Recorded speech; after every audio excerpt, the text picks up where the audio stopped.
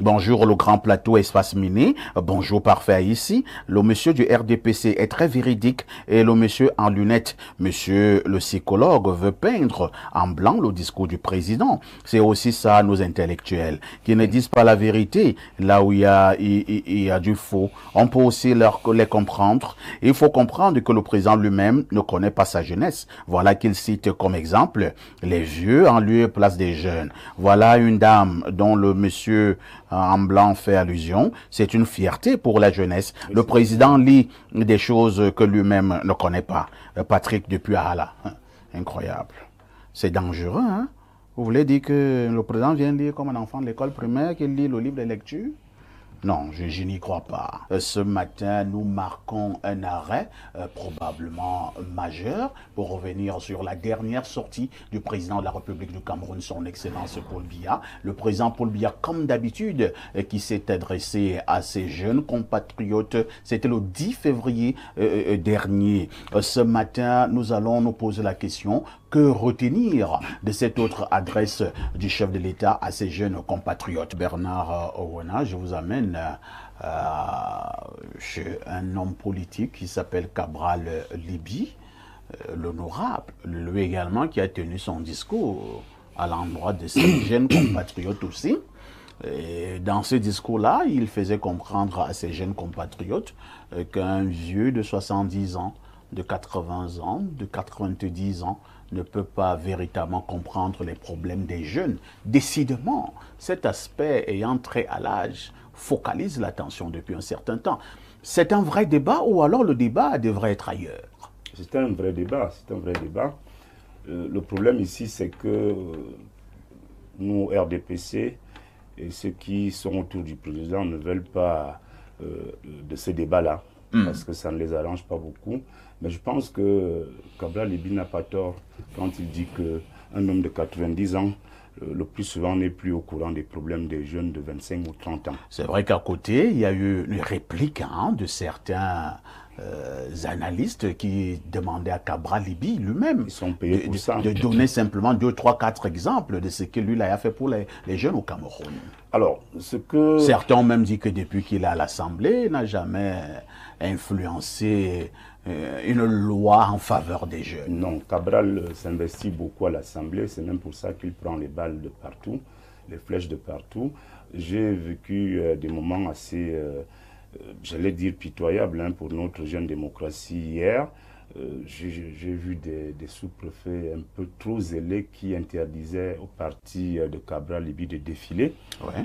Je trouve cela un peu pour les raisons que nous donnions déjà ici la dernière fois. Ici, le vrai Bernard, problème, ça vous rattrape. Le vrai problème parfois. Parce que ici, je vous soupçonne que vous êtes du PCRN de temps en temps. Ah bon? Ça, c'est terrible. Le sous-préfet, par exemple, de Yaoundé 6, si je prends cet exemple, oui. Il a interdit aux militants du... Attends, d'abord, oui. Je vous donne la raison. Il a dit qu'il y a 2 PCRN. Quel est le PCRN qui va défiler? J'ai dit, ça a déjà commencé. Apparemment, du côté de Kribi, c'était la même raison. Et finalement... Je ne sais pas si... une dizaine d'arrondissements. Voilà. Le sous-préfet de Yaoundé 6, quelqu'un était allé lui montrer qu'il est aussi le président du RDPC. Il allait interdire au RDPC de défiler. Bon, je vais répondre parfois ici. Je vais vous dire quelque chose. Oui, Bernard. Pour la gouverne de ceux qui nous regardent, qui nous font l'amitié de nous regarder, je suis en train de vous faire comprendre que notre pays est dangereux parce que ceux qui le gouvernent, ceux qui le dirigent ne veulent pas être sérieux envers les Camerounais. Parfois, il n'y a pas 2 PCRN. La justice a tranché doublement, a donné raison à Cabral Libi, a débouté Pierre Kona. Pierre Kona et Robert Kona, autant pour moi. Mais parfait, vous voulez même qu'on fasse comment dans ce pays? C'est tout ce qui garde ce pays, le non-respect. Pourquoi vous ne voulez pas souvent appliquer la loi? Quand un sous-préfet dit qu'il y a 2 PCRN, il est dangereux. Il n'y a pas 2 PCRN. Il y a un PCRN qui a été créé par Robert Kona. Ouais. Et le PCRN est mort? Non, Robert Kona a pris le PCRN là, il l'a donné à Kabel Libi à l'issue d'un congrès. Et il a retiré dans son PCRN? Non, il n'a pas j'ai créé ma chose, je t'ai donné il a créé, et puis il y a eu Attends, d'accord, Bernard. Oui. On va doucement. D'accord. J'ai créé... Attends, voici mon papier. C'est moi qui ai créé ce papier. Tout à fait. Et je te remets ce papier. Prends-le. Oui. Oui, tu m'as remis. Bon, maintenant, je reviens, je remets mon papier. Non, attends, quand tu me remets, on siège donc, et on dit que voici... Mais là, tu vas plus me remettre mon papier. Non. On fait un congrès, et tous les membres signent que, oui, toi-même tu signes, hein, que je t'ai déjà donné, tu es désormais le président à l'issue d'un congrès, et après tu reviens, tu ne reviens pas seul. Le gouvernement te pousse à travers un membre du gouvernement, il te donne les moyens, il te finance, il te motive, il te loge au Mont Feu, il te donne des millions. Évoluons. Alors donc, ça m'a un peu gêné. Maintenant, pour le discours du président par rapport à la question, je pense que, honnêtement, j'ai vu une vidéo d'un jeune Sénégalais de 14 ans qui parlait aux Camerounais concernant la probable candidature du président Biya. Il demandait aux jeunes de ce pays de prendre leurs responsabilités parce qu'il estimait, un jeune Sénégalais de 14 ans, il estime que le président a 93 ans demain. C'est bien s'il peut se représenter. 83 ou 92? 92. La 92 ans, oui, demain. 43 ans au pouvoir. Voilà. Donc, il dit que est-ce que le RDPC ne peut pas trouver un autre candidat, peut-être de 50 ans, de 60 ans? C'est un jeune Sénégalais qui le dit. Mais moi, je pense que le président a fait un bon discours. Le président a fait un bon discours, mais dans ce discours-là, j'ai retenu qu'il a félicité les Lions. Ouais. C'est un exemple qui ne m'arrange pas parce que les Lions ne sont plus un bon exemple.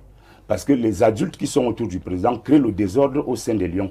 Donc, ce n'est même plus un bon exemple que le président doit citer, parce que c'est ce qui rédige le rédacteur du discours du président, parfois qui l'induisent toujours en erreur. C'est déjà un mauvais exemple pour la jeunesse, parce que c'est vrai que nous finissons avec les Lions, mais il y a également un autre débat qui est né autour d'un monsieur qu'on a... Non, je suis en train d'avancer. Le président a cité, rarement le président cite les noms des gens. Rarement. Donc ceux qui ont rédigé ce discours-là, ils ont même piégé le président. Le président a cité Tony Obam. Tony Obam, que les gens savent bien, est l'homme qui a organisé un tournoi de gala qui a foiré là avec des anciennes gloires brésiliennes et camerounaises, quelque chose qui n'a pas du tout marché malgré les 100 millions que le président a donné. Et moi j'ai suivi Katim. Le président a donné 100 millions à ce monsieur. Tony Obam a récupéré ou veut récupérer le projet économique de reconversion de la banane plantain que nous connaissons tous, qu'il ne connaît même pas. Voilà. Bon, disons que peut-être c'est un peu ça, plus grave, mais c'est théorique. Plus grave, Cathy Mebar, qui est la fille du président, la nièce du président, est montée au créneau pour détruire tout ce que ces gens ont mis dans le discours du président. Mais là, moi j'ai donc un souci. Attends que j'insiste dessus. Oui. Cathy Mebar dit que ce Tony n'a pas un champ de 1000 mètres carrés de plantain quelque part au Cameroun, de bananes. Il n'a pas un champ de 1000 mètres carrés, je ne parle pas d'hectares. Donc, quand les gens font des choses au président... Est-ce que Cathy Mebar elle-même nous a quand même expliqué son affaire avec, là, c'est son affaire. avec le film du président? Oui, là, c'est son affaire. Le documentaire du président. Elle doit avoir des champs, de bananes. Mais pour l'affaire du documentaire du chef d'État, où en est-on? C'était son business. Vous avez regardé le son film, business. Tout le monde Tony Obam aussi a son business. Bon, alors, quand les gens font citer Tony Obam comme exemple d'entrepreneur agricole qui a réussi, moi je trouve ça qu'ils ont mal fait de faire dire des choses comme ça au président. Ce monsieur n'a aucun champ de bananes quelque part au Cameroun. C'est des gens qui sont introduits au palais et qui savent comment il marche. Et donc, parfait, on dit, le président a parlé des Lions, ce n'est pas bon, les Lions ne sont plus un bon exemple. Les aînés qui sont là, la présidence et au ministère, mettent du désordre là autour des Lions et ce n'est plus un bon exemple. Merci Bernard Owena. Pierre Blériot, je voudrais que vous puissiez aussi coller un mot sur cette affaire 1 des Lions indomptables. Est-ce que pour cette fois-ci, le président avait le droit de féliciter les Lions et maintenant de féliciter l'encadrement, même s'il faut reconnaître que le même président a quand même aussi attiré l'attention pour qu'il y ait une certaine sérénité au sein des Lions et tout autour des Lions indomptables. Maintenant, le cas Tony Obam, c'est vrai que je vais enquêter, parce que je ne sais pas pourquoi on s'acharne tellement sur cet individu qui a pourtant été pris en exemple par le président de la République. Donc, je vous passe la parole pour que vous puissiez donner votre avis sur ces deux aspects. Le président félicite les Lions indomptables et ses encadreurs. Il félicite aussi 2 jeunes, parmi lesquels un certain Tony Obama. Alors moi, je vais rapidement commencer par le jeune Tony Obama, qui n'est pas jeune. Quand je vois les gens se battre, j'essaie d'abord de comprendre ce qui les oppose. Donc je suis d'accord avec vous, il faudrait qu'on mène une enquête pour comprendre ce qu'il y a derrière l'affaire Tony Obama. Tout à fait. Les uns ont fait dire au président qu'il était un jeune, qui était un exemple. D'autres sortent maintenant de partout pour dire qu'on a menti au président. Il n'a même pas un champ. Bon, mais ça, on va comprendre ce qui se passe derrière. Venons-en aux Lions indomptables. Est-ce que le président Paul Biya a vraiment beaucoup d'exemples à donner quand il veut parler de la jeunesse? Son gouvernement n'a pas permis aux jeunes de se déployer et d'être des gens. Je crois que le président de l'OJRDPC a 45 ou 50 ans. Il est déjà vieux. Il a 50 ans. Le président de l'OJRDPC a 50 ans. Il doit avoir 35 ans. 35. Non, je dis que les textes disent qu'il doit avoir... Voici, ce sont les jeunes du RDPC ici. Non? Bien sûr. Le voici. À 60 ans bientôt. Oui, bien sûr. Donc, il ne leur reste pas beaucoup de choses. Vous voyez, une certaine année, il est allé chercher Nganou, qui s'est débrouillé à sortir du Cameroun. Il est allé... Donc, il cherche vainement. C'est la preuve. Et après 43 ans, on ne peut pas continuer à dire que le football a fait que, le football a fait que. Moi, quand je grandissais, le football s'était souvent présenté comme une activité que menaient les gens que l'école avait dépassée. Très souvent. Ce n'est pas parce qu'il y a beaucoup d'argent là-bas maintenant que ça doit être l'exemple. Donc vous pensez qu'un parent normal doit parler à ses enfants des gens qui jouent bien, qui ont marqué les buts. C'est accessoire. Ailleurs, les enfants ont fait ce qu'ils appellent foot et école. Ils peuvent faire dans la vie normale des choses merveilleuses et dans le foot. La preuve, c'est que quand on a donné la structure aux footballeurs, parce qu'ils avaient réussi dans le football, on a vu qu'ils n'avaient pas souvent d'autres ressources que de courir avec une boule en caoutchouc. Moi, c'est pas bien. Football a fait que football... Non, c'est pas moi. Et puis, il a dit que nous avons été qualifiés à la Coupe d'Afrique. Oui, in extremis.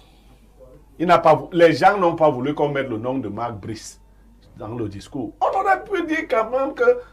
quand on parle d'encadrement, qui est le premier encadreur des Rio? On aurait pu dire clairement... Le président de l'Afrique. Vous voulez qu'on cite aussi Marc Brice, qu'on a cité Tony Obama? Non, on aurait pu dire qu'une brocante belge est arrivée et a qualifié les Lions indomptables. Le premier encadreur, c'est Samuel Eto'o, c'est le président de la fédération. À lui, on a envoyé... Oui, c'est le premier encadreur des Lions. À lui, on a envoyé un message. C'est le premier encadreur des Lions. C'est des gens comme toi, la citation de ce jour.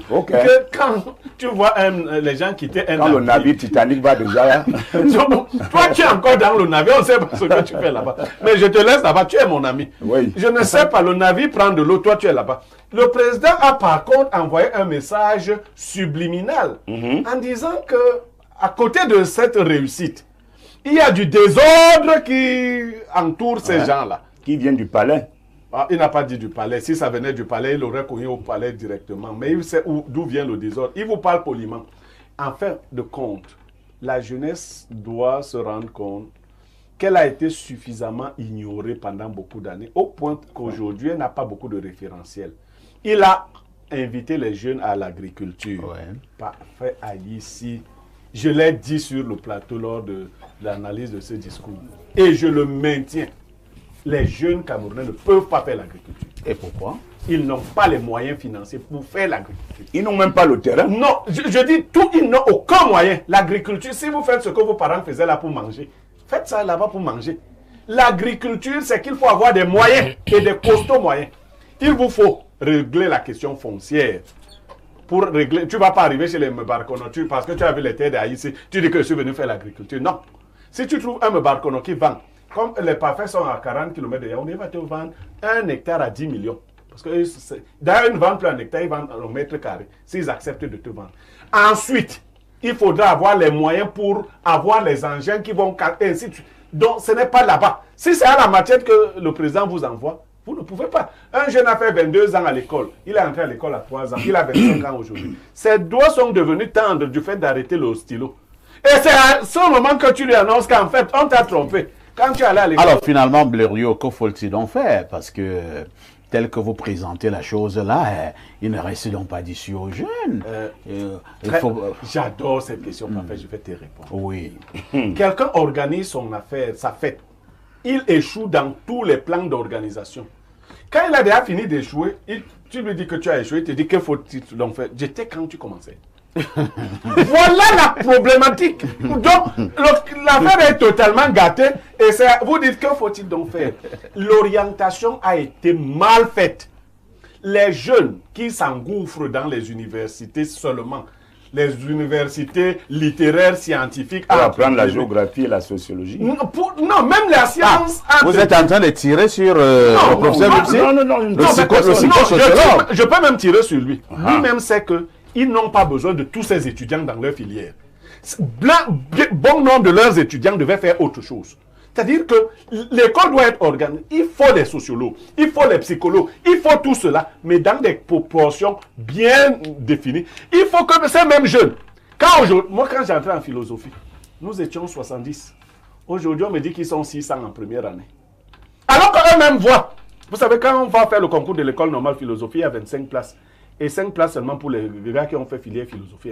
C'est-à-dire qu'il y a l'anthropologie qui compétit là-bas. Il y a la sociologie qui compétit. Il y a. Donc vous-même, finalement, il y a 5 philosophes qui entrent. Sur 600 qui sont entrés en première année, à Yaoundé 1, et il n'y a qu'une seule école normale. Donc non, il faut revoir le système entièrement. On est égaré. On voulait aller à Douala. Actuellement, on est à mes têtes. Donc si vous me demandez quand on est à mes têtes, comment on arrive à Douala? Je te dis qu'il faut rentrer d'abord à Yaoundé. Rentre d'abord. Ici où tu es perdu. Il n'y a aucune voie ici pour arriver à Yaoundé, à Douala. Merci. Pierre Blériot, en quelques secondes, qu'est-ce qu'on retient selon vous? Non, mais un jeune, c'est un esprit vif. Les esprits qui s'endorment sont vieux, même s'ils sont apparemment jeunes. Donc si un jeune est comme ça, il attend. C'est un vieux. Il somnole. Merci beaucoup.